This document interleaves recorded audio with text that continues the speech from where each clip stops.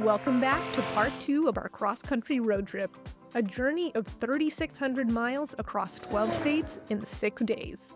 Part 1 left off with our flat tire in Jackson, Wyoming.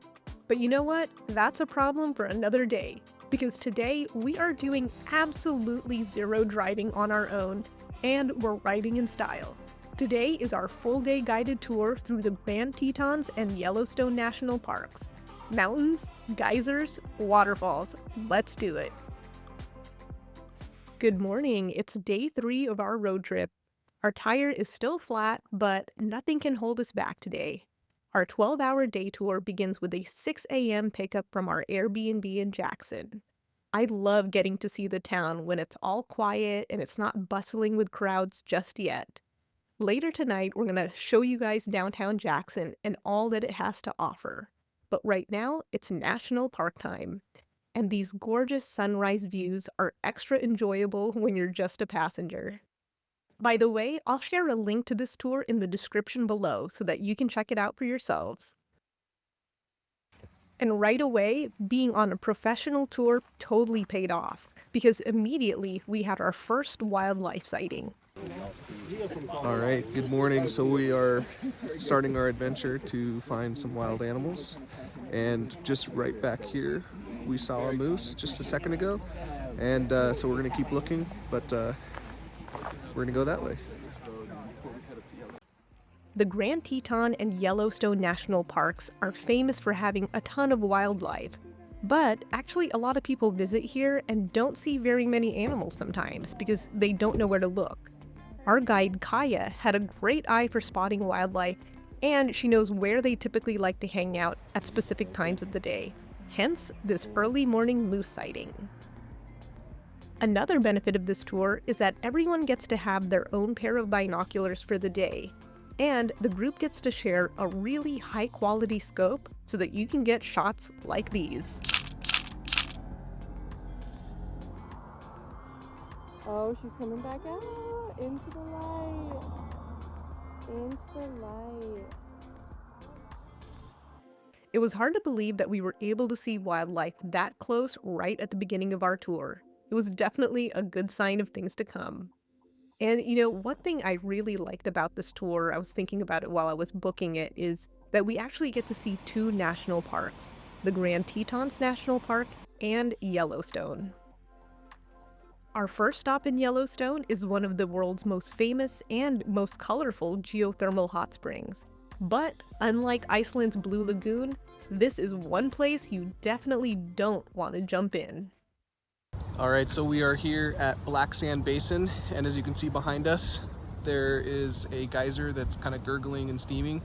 It definitely smells like sulfur, and you can kind of see behind me there's a lot of like sulfur runoff, and there's more geysers behind. There's these 180-degree like pools and like caverns that go into the earth, and it's really pretty cool. I guess there's like a lot of bison poop around the area, so like you can kind of see it from the boardwalk, and you just have to be really careful because you can definitely get hurt. Another great perk of seeing Black Sand Basin is that it's just a short drive away from the most famous geyser on the planet. All right, so we're here at the Old Faithful geyser. We're just waiting for it to go off. We're here with like hundreds of other people.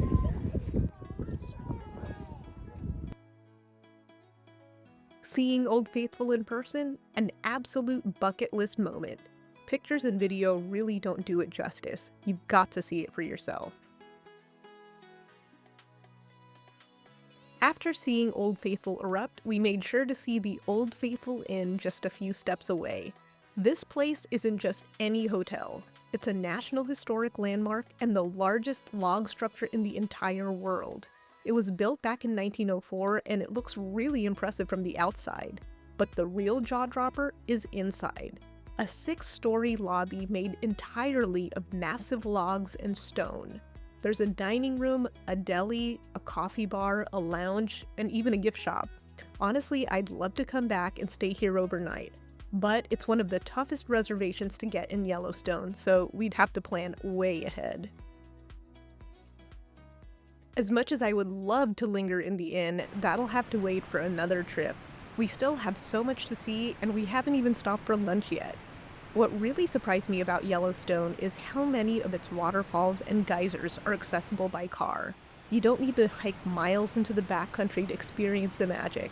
If all you've got time for is a driving tour, then you'll still see an incredible amount. And actually, speaking of lunch, the tour includes a classic picnic spread. We pulled over, laid out a red and white checkered tablecloth, and dug into deli sandwiches, chips, and drinks. We ordered our sandwiches ahead of time, so I was able to get my go-to turkey sandwich, and Grant got roast beef. After a packed morning of exploring, we definitely needed the fuel.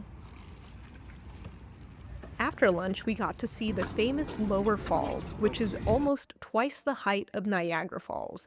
We're seeing it here from a distance. This is taken from Artist Point, and it's still humongous. We also got to see some bison and some tourists who were way too close for safety. Bison might look slow, but they can actually run up to 35 miles per hour. The rule is to stay at least 25 yards away from them, but our guide says that 25-yard distance is probably okay if you're in a car, but if you're out in the open, even 25 yards can be way too close. Our next stop is a treat for the eyes, but a total assault on the nose. Picture taking a giant whiff of rotten eggs. That's the Yellowstone Mudpots.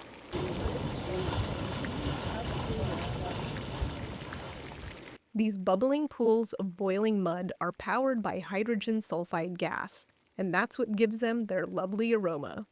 One of the coolest features here is this little cave called the Dragon's Mouth. Though, honestly, the smell makes it seem like it's coming from the other end of the dragon. I was more than ready to trade in that rotten egg smell for crisp, clean air and fresh water at the highest elevation lake in North America. All right, so Teresa, you're gonna dip your toes into Yellowstone Lake.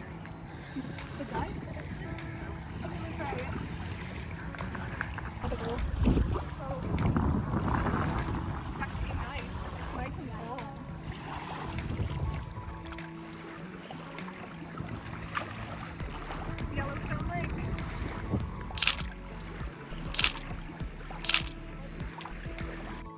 After Yellowstone Lake, it was time to head back, but it wasn't the end of the tour yet. We got to see the Grand Tetons up close, some Yellowstone horses, and this very dramatic moment with a white-tailed deer trying to cross a busy road. Oh.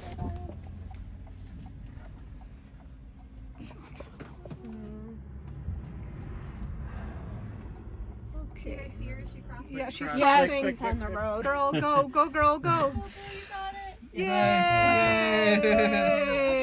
A Oh, success good. story. Thank God, because that would have been a very traumatic way to end our tour. We ended our tour around 6 p.m. back in Jackson, which was perfect timing to freshen up and head out for a night on the town. This is Snake River Brewing in Jackson, Wyoming, Wyoming's oldest and America's most award-winning small craft brewery. Grant and I shared a plate of the nachos and the smoked trout dip. Honestly, I would bring home tubs of that trout dip if I could. It was so good. Jackson is actually a really walkable town. As long as you don't run into a moose or a bear, it's super easy to get around. There's a ton of restaurants and shops, and one really cool place that we checked out was Teton Gravity Research, which is a retail store, film production company, and movie theater in one. You can actually wander over to the back of the store and watch some of their original action sports films.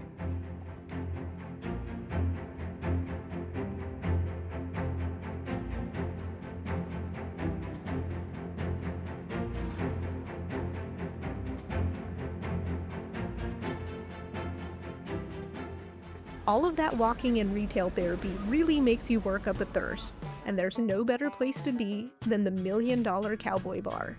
This is the real deal. Built in 1937, this place is not only a bar, but a historic live music venue, with legendary headliners like Willie Nelson, Glenn Campbell, and Tanya Tucker. When we were planning this road trip, this place was definitely at the top of my list of places to see. It's a place where you can shoot pool, watch an old cowboy movie, see a grizzly bear and wolf up close, and have a nice frothy pint.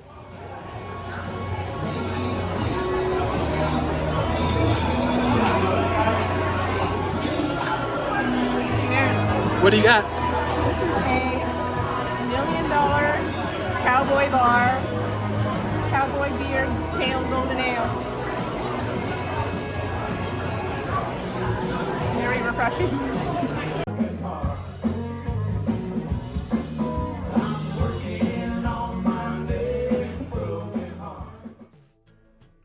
And pro tip, look up their show schedule in advance and make sure you grab a seat early because this place can get packed.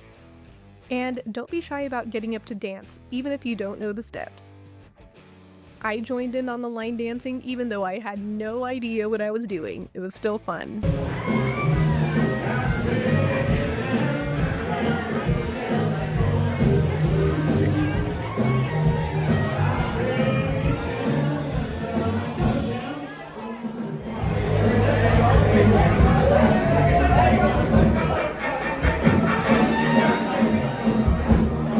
Yep, $1 Million Cowboy is a 10 out of 10 in my book.